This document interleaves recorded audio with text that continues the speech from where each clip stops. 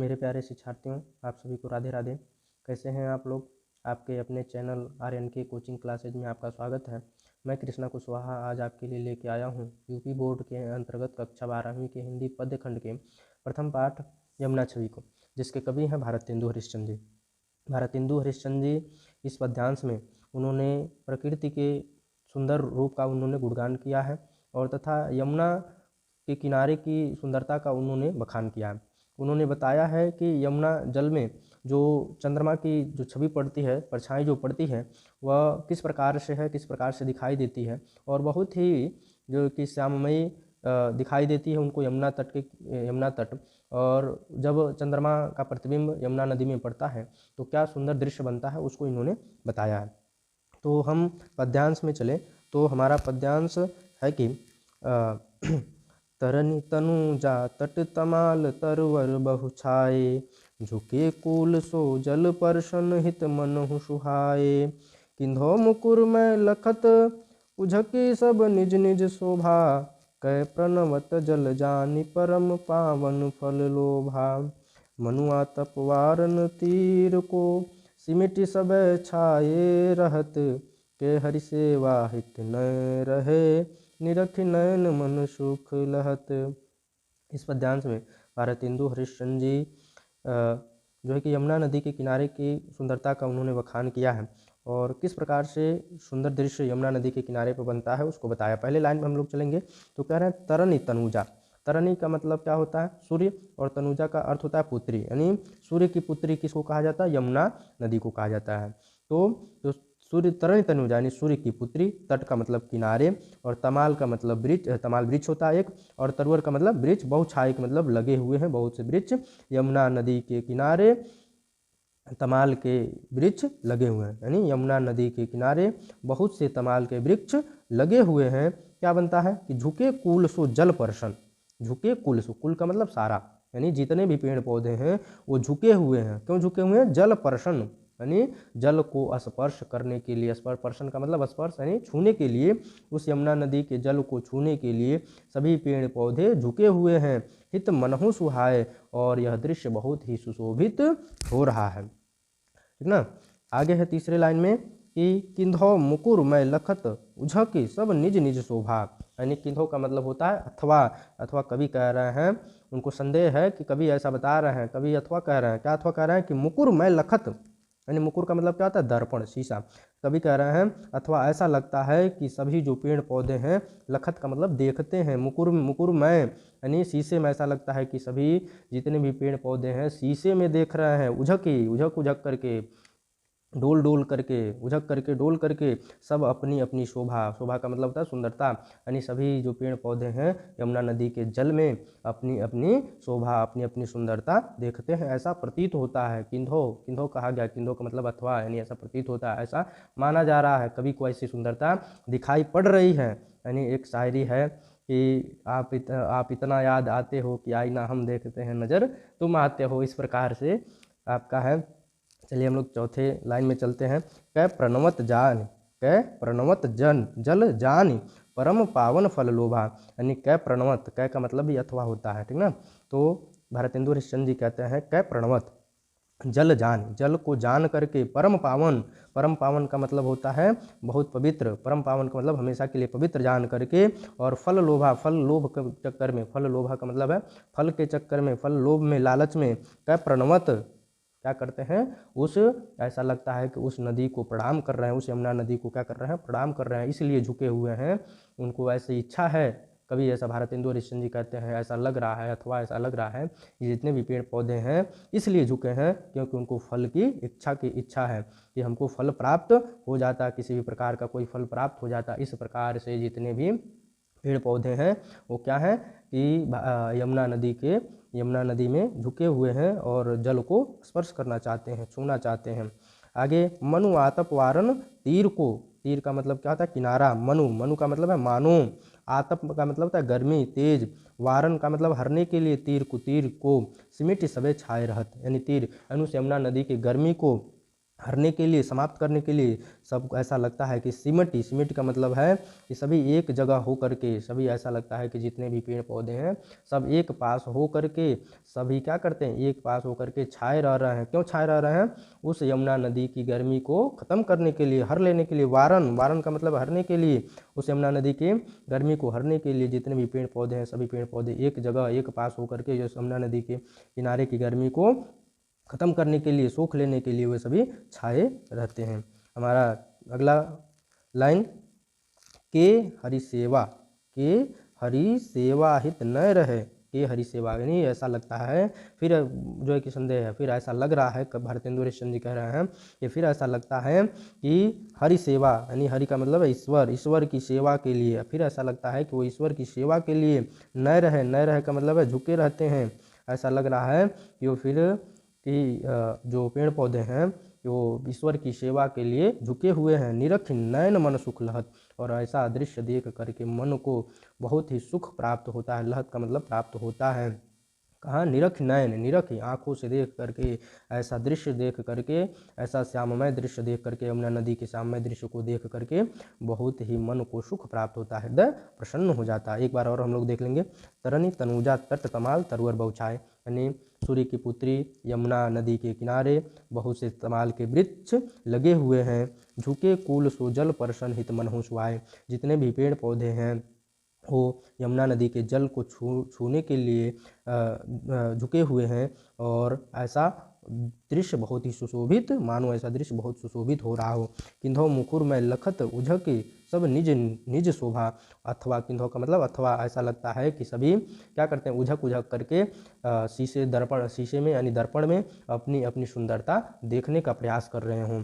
कह प्रणवत जान जल जान परम पावन फल्लोभा, और उस जल को परम पवित्र जान करके, मान करके, और फल की इच्छा में क्या कर रहे हैं, प्रणाम कर रहे हैं, ऐसा लग रहा है। फिर क्या कहते हैं, मनु आतप वारन तीर को सिमिट सवे छाए रहते। फिर ऐसा लगता है कि जितने भी पेड़ पौधे हैं वो इसलिए जो है कि यमुना नदी की नदी में झुके हुए हैं कि यमुना नदी के किनारे जितनी ताप है, जितनी गर्मी है, उसको सोख लेने के लिए, उसको हर लेने के लिए जो है कि झुके हुए हैं। के हरि सेवा हित न रहे निरख नयन मन सुख लहत, और फिर ऐसा लगता है कि जितने भी पेड़ पौधे हैं वो ऐसा लगता है कि ईश्वर की सेवा के लिए, ईश्वर की सेवा के लिए वे झुके हुए हैं, और ऐसा दृश्य देख करके बहुत ही सुंदर और हृदय को सुख प्राप्त होता है, मन को सुख प्राप्त होता है। अगले हम लोग पद्यांश पे चले। तीन पज ही छंद छीन चंद ज्योति राका निशियावत, तीन पज ही छीन चंद ज्योति राका निशियावत, जल में मिल के नभ अवनी लो तान तनावती, होत मुकुर में सब तब इज्ज्वल इक ओभा, तन मन नयन जुड़ात देख सुंदर सो शोभा, सो को कवि जो छवि कही सके, ताछन यमुना नीर की, सो कवि जो छवि कही सके, ताछन यमुना नीर की, मिली अवनी और अंबर रहत, छवि इकसी नभ तीर की। अब देखिए इस पद्यांश में क्या कहते हैं भारतेंदु हरिश्चंद्र जी।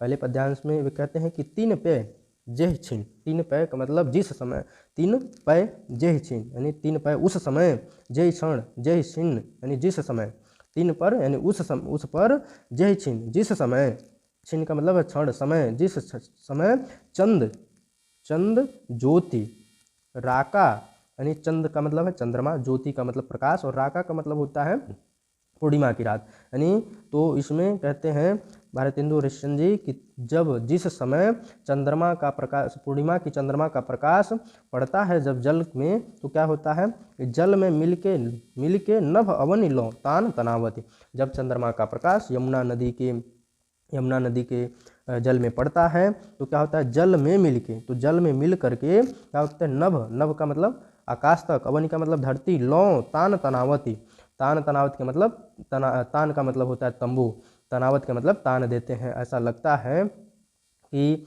जब जो है कि पूर्णिमा की रात को जो है कि जब चंद्रमा की रोशनी जब जल में पड़ती है तो ऐसा लगता है कि तान तनावत, का मतलब है तंबू तान देना। जैसे शादी ब्याह में होता है तंबू ताना जाता है ना, तो उसकी लंबाई चौड़ाई जहाँ तक तान दिया जाए वहाँ तक उसका प्रकाश दिखाई देता है, लाइट उसमें लगे हैं तो सुंदर दिखाई देता है। उसी प्रकार से जब चंद्रमा का प्रकाश पूर्णिमा की रात में चंद्रमा का प्रकाश जब यमुना नदी के जल में पड़ता है तो ऐसा लगता है कि तंबू तान दिया गया है, एक साथ सीधा प्रकाश हो जाता है। होत मुकुरमय सबय तबय उज्जल इक ओभा, यानी होत मुकुरमय सबय तबय उज्जल इक ओभा। तो यानी इस प्रकार से जितना भी होत मुकुरमय, मुकुर का मतलब क्या बताए थे हम कि शीशा होता है, दर्पण होता है, तो उस समय का जो ओभा जो होता है, सुंदरता होता है, जो तेज होता है, उज्जवल हो जाता है, एक समान दिखाई देता है। यानी धरती से लेकर के आकाश तक बस एक ही दृश्य दिखाई देता है, धरती से लेकर के और आकाश तक ऐसा लगता है कि एक ही प्रकार से, जिस प्रकार से धरती पर सुंदरता है यमुना नदी के किनारे, उसी प्रकार से वहाँ आकाश तक भी दिखाई पड़ता है। होत तन मन नयन जुड़ात देख सुंदर सुशोभा। तन का मतलब शरीर, मन का मतलब मन, नयन का मतलब आँख, जुड़ात देख सुंदर सुशोभा। इस दृश्य को देख करके तन मन और आँखें क्या हो जाती हैं, बहुत ही खुश होती हैं, सुख को प्राप्त होती हैं। इस सुंदर शोभा को देख करके, इस सुंदर दृश्य को देख करके क्या होती हैं, बहुत ही प्रसन्नचित्त होती हैं। सो को कवि जो छवि कह सके ता क्षण जमुना नीर की, यानी सो को कवि, यानी वह कवि कौन है जो छवि कह सके, यानी छवि कह सके किसकी छवि, यमुना नदी के तीर की, ता क्षण, ये यानी उस यमुना नदी, उस समय की जो दृश्य है, उस समय का जो सुंदर दृश्य है, उस दृश्य को कौन कवि है जो अपने शब्दों में पिरो सकता है, अपने शब्दों में सिमट सकता है। ऐसा कवि कह रहे हैं कि कौन ऐसा कवि होगा जो यमुना नदी की तीर की जो सुंदरता है, यमुना नदी के किनारे की जो सुंदरता है, उस किनारे की सुंदरता को अपने शब्दों में बना सके, ये संभव नहीं। इतनी सुंदर जो है कि प्रकृति दिखाई दे रही है जब चंद्रमा का प्रकाश जब उस यमुना नदी के जल में पड़ता है तो बहुत ही सुंदर सा प्रतीत होता है। मिली अवनी और अंबर रहत छवि एक सी नभ तीर की। मिली अवनी और अंबर, अवनी का मतलब धरती और अंबर का मतलब आकाश, यानी आकाश से लेकर के और धरती तक रहत छवि एक सी नभ तीर की, यानी एक सा प्रकाश, जिस प्रकार से यमुना नदी के किनारे पर प्रकाश दिखाई देता है और उसी प्रकार से आकाश में भी प्रकाश दिखाई देता है। यानी धरती से लेकर के आकाश तक सुंदरता का ही दृश्य पड़ता है। जब चंद्रमा का प्रकाश यमुना जल में पड़ता है तो इतनी सुंदरता दिखाई देती है कि लगता है कि जिस प्रकार से यमुना नदी के किनारे की सुंदरता है, उसी प्रकार से उस आकाश में भी यमुना नदी की सुंदरता दिखाई पड़ती है। जिस सुंदर पूरा ही यमुना नदी का किनारा लगता है। जिस प्रकार से शादी ब्याह में होता है ना, लाइट जगमगाते रहते हैं, प्रकाश लग जाता है तो फिर लाइट लग जाते हैं तो फिर जहाँ तक उसका प्रकाश जाता है उस लाइट का वहाँ तक जगमगाते हुए सुंदर दिखाई देता है। उसी प्रकार से चंद्रमा का जो प्रकाश है आकाश से जब पृथ्वी पर पड़ता है तो जितने भी जगह हैं पूरे उसके आने जाने के जो किरण फैल रही हैं उसमें सभी जो है कि उसकी सुंदरता प्रतीत होती है, दिखाई देती है। अगले हम लोग पद्यांश में चलेंगे, ठीक ना। अब हम लोग अगले पद्यांश में चलते हैं। हमारा तीसरा पद्यांश होगा, परत चंद्र प्रतिबिंब कहूँ जल मधि चमकायो। परत चंद्र प्रतिबिंब कहूँ जल मधि चमकायो। लोल लहर लहि नचत कबहु सोई मन भायो। मनु हरि दर्शन हेत चंद्र जल बसत सुहायो। कै तरंग कर मुकुर लिए शोभित छवि छायो। कै रास रमन में हरि मुकुट आभा जल दिखरात है। कै जल उर हरि मूर्ति बसति ता प्रतिबिंब लखात है, ता प्रतिबिंब लखात है। अब देखिए इस तीसरे पद्यांश में भारतेंदु हरिश्चंद्र जी क्या कहते हैं, परत चंद्र यानी प्रतिबिंब, जब चंद्रमा का प्रतिबिंब, जब चंद्रमा की परछाई जब पड़ती है, कहूँ जल मधि चमकायो, यानी जल के मध्य में, यमुना नदी के जल के मध्य में जब प्रतिबिंब पड़ता है, किसका, चंद्रमा का जब प्रतिबिंब पड़ता है, लोल लहर लहि नचत, जो लोल का मतलब है चालाक, यानी चंचल लहरें, जो लोल चंचल लहरें हैं चंद्रमा यमुना नदी की चंचल लहरें, वो क्या करें, लहर लहि नचत, यानी चंचल लहरें नाचती हैं, कबहू सोई मन भायो, और जब यमुना नदी की जल लहरें नाचती हैं, लहर आप लोग देखे होंगे, लहर जो है कि उठता है गिरता है, तो उस प्रकार से उसको नाचना कवि ने बताया भारतेंदु हरिश्चंद्र ने। जब यमुना नदी की लहरें उठती हैं गिरती हैं तो बहुत ही मन को सुखकारी लगती हैं, बहुत ही सुंदर सुशोभित होती हैं। तीसरे लाइन में है कि मनु हरि दर्शन हेत चंद्र मनु आ गया, फिर से इसमें संदेह उन्होंने किया है। कह रहे मनु मानो ऐसा लगता है कि हरि दर्शन यानी ईश्वर के दर्शन के लिए, ईश्वर को देखने के लिए, हेत चंद्र यानी ईश्वर के दर्शन के लिए चंद्रमा क्या कर रहा है, जल बसत सुहायो, इसलिए जो है कि जल के अंदर आ रहा है, जल के अंदर अपने प्रकाश को फैला रहा है। ऐसा कवि ने बताया है भारतेंदु हरिश्चंद्र जी ने कि ऐसा लगता है कि ईश्वर के दर्शन के लिए, भगवान श्री कृष्ण के दर्शन के लिए जो है कि चंद्रमा जल के अंदर जा रहा है। चौथे लाइन में है आपका, कै तरंग कर मुकुर लिए शोभित छवि छायो, कै तरंग, अथवा फिर कै आ गया, तो कै का मतलब अथवा फिर ऐसा लगता है कि जो तरंग है, यमुना नदी के जो तरंग है, कर मुकुर लिए, अपने हाथ में क्या कर लिए हैं, दर्पण लिए हैं, शोभित छवि छायो, और देख करके अपनी सुंदरता को बहुत ही प्रसन्न हो रहे हैं। कै तरंग कर मुकुर लिए शोभित छवि छायो, और ऐसा लगता है कि उन्होंने क्या कर लिया, अपने हाथों में जो है कि दर्पण ले लिया हो, शीशा ले लिया हो, और उस अपने सुंदरता को देख करके बहुत ही प्रसन्न हो रहे हैं। तरंग यानी जो तरंग होती हैं, एकदम पानी जो होता है उसमें साफ पानी हो तो आपका बहुत ही परछाई भी दिख सकता है, उस प्रकार से इतनी सुंदर साफ यमुना का जल है। इस प्रकार से ऐसा कवि ने बताया है कि इस प्रकार से दृश्य बनता है कि लगता है कि यमुना नदी के जो जल है वह खुद जो है कि क्या कर लिए हैं, दर्पण ले लिए हैं, शीशा ले लिए हैं, और अपने आप की सुंदरता को देख करके बहुत ही प्रसन्न हो रहे हैं। कै रास रमन में हरि मुकुट आभा जल दिख रात है, और भारतेंदु हरिश्चंद्र जी क्या कहते हैं, कै का मतलब अथवा, रास रमण यानी जब गोपियों और भगवान श्री कृष्ण का रास का उन्होंने वाक्यांश उठाया है, कहते हैं कि कै रास रमण यानी जब भगवान श्री कृष्ण और गोपियों का रास लीला होता है तो क्या होता है, मैं हरि मुकुट आभा जल दिख रहा था, उस प्रकार से यानी जितनी तरंगे उठती हैं उतनी तरंगों में भगवान श्री कृष्ण की जो सुंदरता है वह दिखाई देती है। होता है ना, जितने दर्पण हो उतने में जैसे लगा हो, तो जितने दर्पण रहेंगे आपके आगे पीछे उतने चित्र आपके बनेंगे। उसी प्रकार से जब यमुना नदी का जो जल है वह उठता है, गिरता है, तो ऐसा लगता है भारतेंदु हरिश्चंद्र जी को कि जो है कि भगवान श्री कृष्ण की जितने तरंगे उठ रही हैं उतने ही भगवान श्री कृष्ण के मुकुट की जो सुंदरता है वह जल में दिखाई पड़ती है। कै जल उर हरि मूर्ति बसती ता प्रतिबिंब लखात है। कै का मतलब अथवा, फिर अथवा गया, फिर अथवा कहते हैं कि जल उर हरि मूर्ति बसती, ऐसा लगता है कि जो यमुना नदी का जल है उसके हृदय में भगवान श्री कृष्ण की जो मूर्ति है वह बस गई, उनका जो दृश्य है वो बसा हुआ है। ता प्रतिबिंब लखात है, ऐसी प्रतिबिंब, ऐसी परछाई दिखाई पड़ती है, ऐसा जो है कि भारतेंदु हरिश्चंद्र जी कहते हैं। अब हम लोग एक बार और इसको समझ लेते हैं कि परत चंद्र प्रतिबिंब कहूँ जल मधि चमकायो, यानी जब चंद्रमा का प्रकाश यमुना नदी के मध्य में पड़ता है, लोल लहर लहि नचत कबहू सोई मन भायो, तो यमुना नदी की चंचल लहरें क्या बहुत ही नाचते हुए प्रतीत होती हैं, बहुत ही सुंदर प्रतीत होती हैं। मनु हरि दर्शन हेत चंद्र जल बसत सुहायो, मानो ऐसा लगता है कि जो चंद्रमा का प्रकाश है भगवान श्री कृष्ण के दर्शन के लिए उसमें आ रहा हो, इसलिए उसमें निवास कर रहा हो। कै तरंग कर मुकुर लिए शोभित छवि छाया, अथवा लग रहा है कि जो तरंगे हैं, यमुना नदी की तरंगे हैं, वो अपने हाथ में क्या कर लिए हैं, दर्पण ले लिए हैं, शीशा ले लिए और अपनी छवि को निहार रहे हैं, देख रहे हैं। कहीं रास रमन में हरि मुकुट आभा जल दिख रहा था, अथवा ऐसा लगता है कि भगवान श्री कृष्ण का जब रास लीला होता है तो उस समय का दृश्य दिखाई देता है, उनका मुकुट बहुत ही सुंदर लगता है। जितनी यमुना नदी की तरंगे उठती हैं उतनी पूरी तरंगों में भगवान श्री कृष्ण की जो मुकुट है वो दिखाई देती है। और लास्ट लाइन में है, कै जल उर हरि मूर्ति बसता प्रतिबिंब लखात है, ऐसा लगता है, कभी कह रहे भारतेंदु हरिश्चंद्र जी कि ऐसा लगता है कि यमुना नदी के हृदय में भगवान श्री कृष्ण की मूर्ति बसी हुई है, दृश्य बसा हुआ है, ऐसा प्रतिबिंब दिखाई पड़ता है। अब हम लोग चलते हैं चौथे पद्यांश में। कबहु होत सतचंद कबहु प्रगटत दुरिभाजत, पवन गवन बस बिंब रूप जल में बहु साजत, मनु शशि भरी अनुराग जमुन जल लोटत डोले, कै तरंग की डोर हिंडोरन करत कलोले, कै बाल गुड़ी नभ में उड़ी सोहत इत उत धावती, कै अवगाहत डोलत को ब्रज रमणी जल आवती।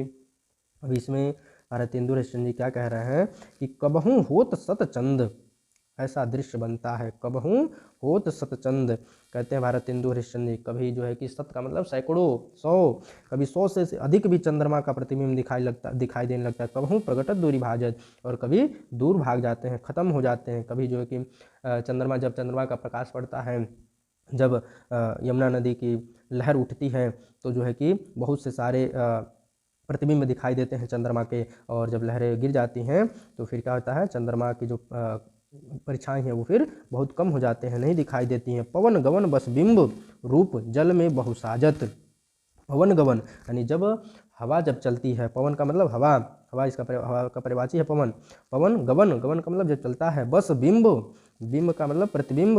रूप जल में बहुसाजत, जब हवा चलता है तो यमुना नदी के जल में बहुत से प्रतिबिंब दिखाई देते हैं। किसके प्रतिबिंब दिखाई देते हैं? चंद्रमा के प्रतिबिंब दिखाई देते हैं। मनु शशि भरी अनुराग जमुन जल लोटत तोले।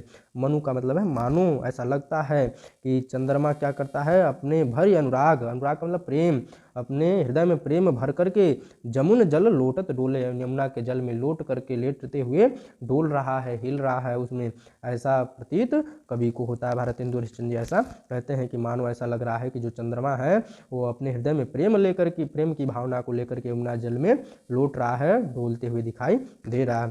कै तरंग की डोर हिंडोरन करत कलोले।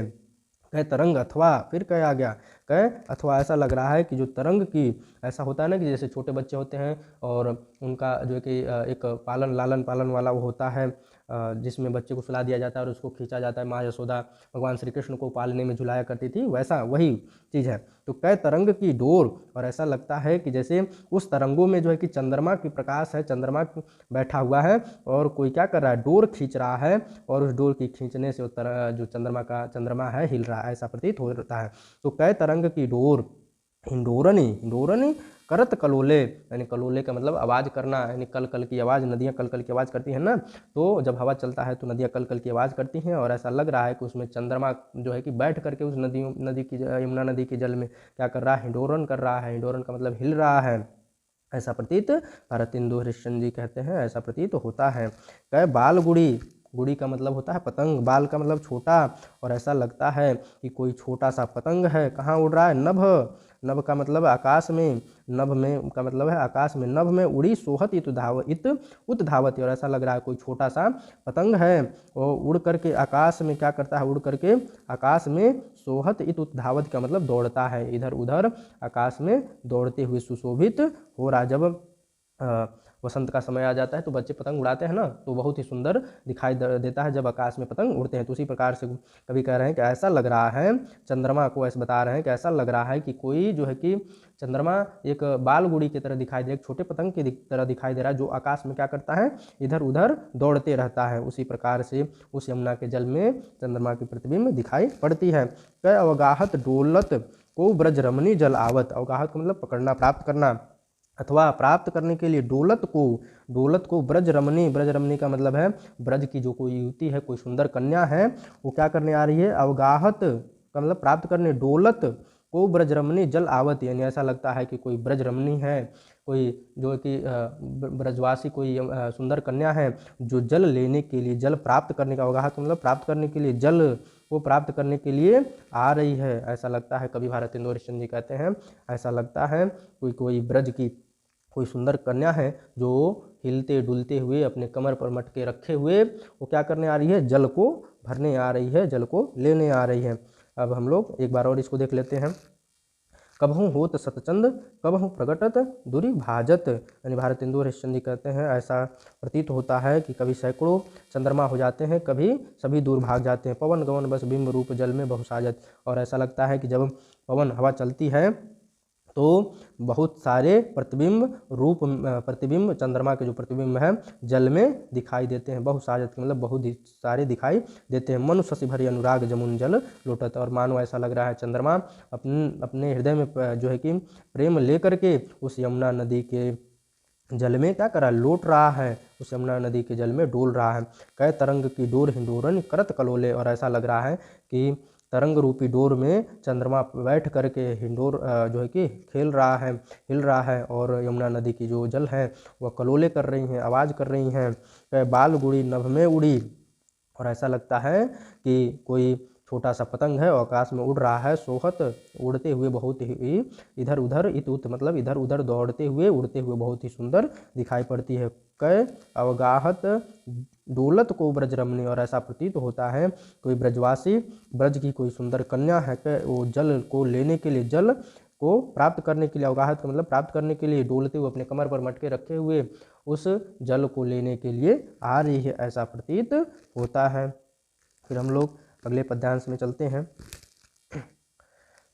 मनुजुग पच्छ प्रत्यक्ष होत मिट जात जमुन जल, मनुजुग पच्छ प्रत्यक्ष होत मिट जात जमुन जल, कै तारागण ठगन लुकत प्रगटत शशि अभिकल, कै कालिंदी नीर तरंग जीतो उपजावत, तितनो ही धरि रूप मिलन हितता शोधावत, कह बहुत रजत चकई चलत, कै फुहार जल उछरत, कै निष्पत्ति मल्ल अनेक विधि उठ बैठ कसरत करत।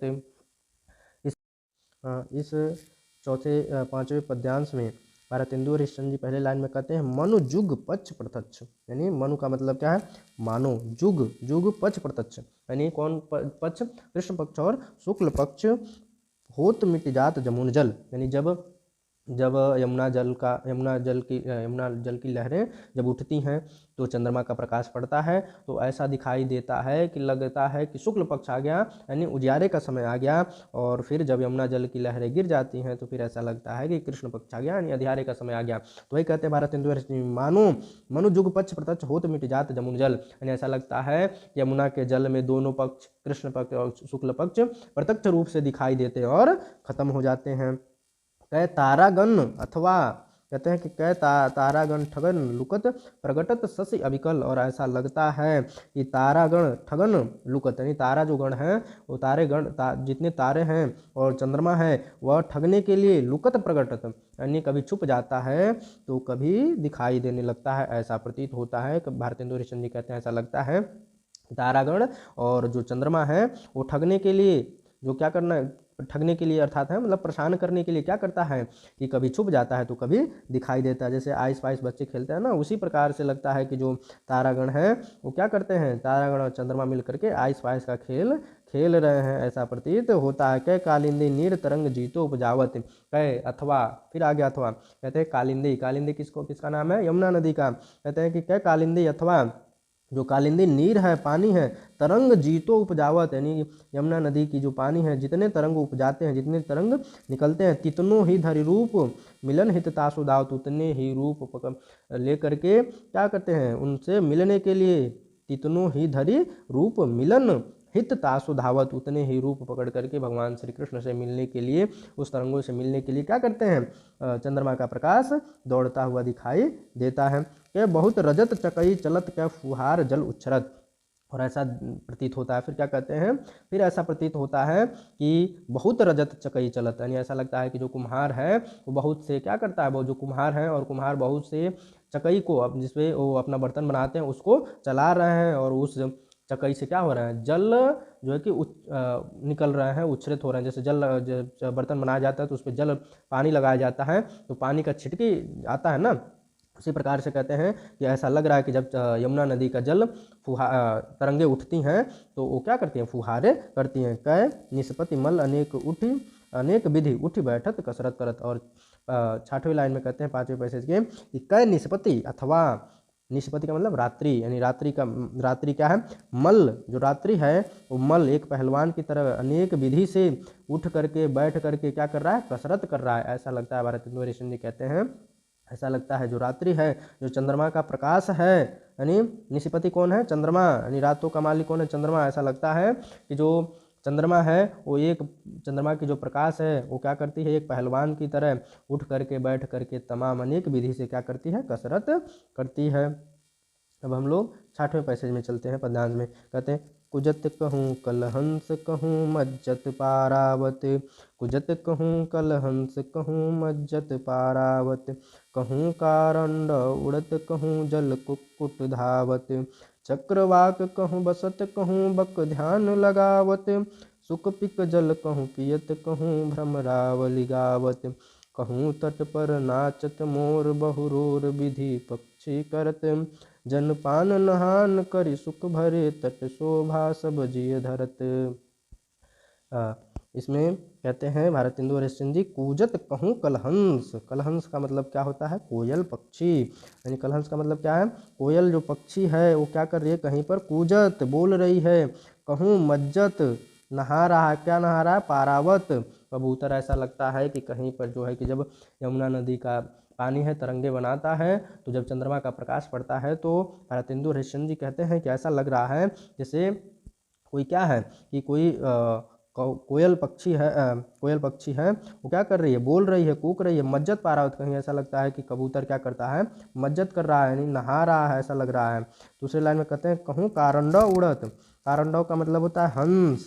कारंडव उड़त, कहूँ कारंडव उड़त, कहीं ऐसा दिखाई देता है कि कहीं पर हंस उड़ रहा है। जल कुक्कुट धावत, और ऐसा लगता है कहीं पर जल मुर्गे दौड़ रहे हैं। जल कुक्कुट किसको कहा जाता है? बत्तख को। नहीं, जल मुर्गे दौड़ रहे हैं। चक्रवाक कहूँ बसत, कहूँ बक, ध्यान लगाओ। कहीं पर चक्रवाक, चकवा चकई पक्षी होते हैं जो प्रेम के प्रतीक माने जाते हैं। ऐसा कहा जाता है कि वो लोग रात का समय होते समय एक दूसरे से क्या हो जाते हैं? बिछड़ जाते हैं। दिन के समय रहते हैं और रात होते ही वो क्या करते हैं? एक दूसरे से बिछड़ जाते हैं। तो उन्हीं पक्षियों का उन्होंने उदाहरण लिया है। कह रहे हैं कि चक्रवाक कहूँ बसत, और कहीं ऐसा दिखाई देता है चकवा चकई पक्षी वहाँ पर दिखाई दे रहे हैं। कहूँ बक, ध्यान लगाओ, तो ऐसा लगता है कहीं पर बकुला ध्यान लगा रहा है। यानी बकुला क्यों ध्यान लगा रहा है? अपने शिकार के चक्कर में ध्यान लगा रहा है, ऐसा दिखाई पड़ता है। सुख पीक जल, कहूँ पियत, कहूँ भ्रमरावली गावत है। सुख मतलब तोता, पीक का मतलब मैना, ठीक ना। पीक का मतलब कोयल, लेकिन इसमें हम लोग अगर सुख आ गया है तो फिर हम लोग क्या कहेंगे? मैना कहेंगे, ठीक ना। तोता और मैना की प्रेम की जोड़ी होती है, ठीक ना। तो जो तोता और मैना कि जो प्रेमी जोड़े हैं ना, वो क्या करते हैं? कहूँ पियत जल, कहूँ पियत, यानी कहीं पर वो क्या करते हैं? पानी पीते हैं। यमुना नदी के किनारे वो क्या करते हैं? सुक पिक, यानी तोता और मैना कहीं जो है कि पानी पीते हुए दिखाई देते हैं। कहूँ भ्रमरावली गावत, और कहीं जो भ्रमरे होते हैं वो क्या कर रहे हैं? उड़ते हुए दिखाई देते हैं और उनका संगीत सुनाई देता है। पांचवें लाइन में कहते हैं कहूँ तट पर नाचत मोर, और कहीं तट पर मोर नाचते हुए दिखाई देते हैं। रोर विधि विविध पक्षी करत, और अनेक प्रकार की पक्षियां हैं जो क्या कर रहे हैं? रोर कर रही हैं, आवाज़ कर रही हैं। वो बोल बोल करके आवाज़ कर रही हैं, कुंजन कर रही हैं। जन पान नहान, यानी जन का मतलब लोग, पानी पीते हैं यमुना नदी का, नहान नहाते हैं। करि सुख भरे तट शोभा, और सब जिय धरत, यानी उस सुंदर यमुना नदी के तट की शोभा को देख करके जिय अपने हृदय में उसकी सुंदरता, शोभा मतलब सुंदरता को धारण करते हैं। उस यमुना नदी के तट की सुंदरता को सभी लोग क्या करते हैं? धारण करते हैं। क्या करते हैं? नहाते भी हैं और पानी पीते हैं, और उस सुंदर यमुना नदी की सुंदर शोभा को देख करके, सुंदर तट की शोभा को देख करके क्या करते हैं? अपने हृदय में प्रसन्नचित हो जाते हैं, और बहुत ही उनके हृदय को प्रसन्नता मिलती है, उनके मन को प्रसन्नता मिलती है। इस प्रकार से हमारा पद्यांश था। हमें आशा है कि आप सभी को हवा लगा होगा। बाउंस नहीं जाना चाहिए। अगर बाउंस चला गया होगा तो फिर आप वीडियो को दोबारा रिप्ले करके देख सकते हैं। तब तक के लिए राधे राधे। फिर हम लोग अगले वीडियो में मिलेंगे। जय श्री कृष्णा। राधे।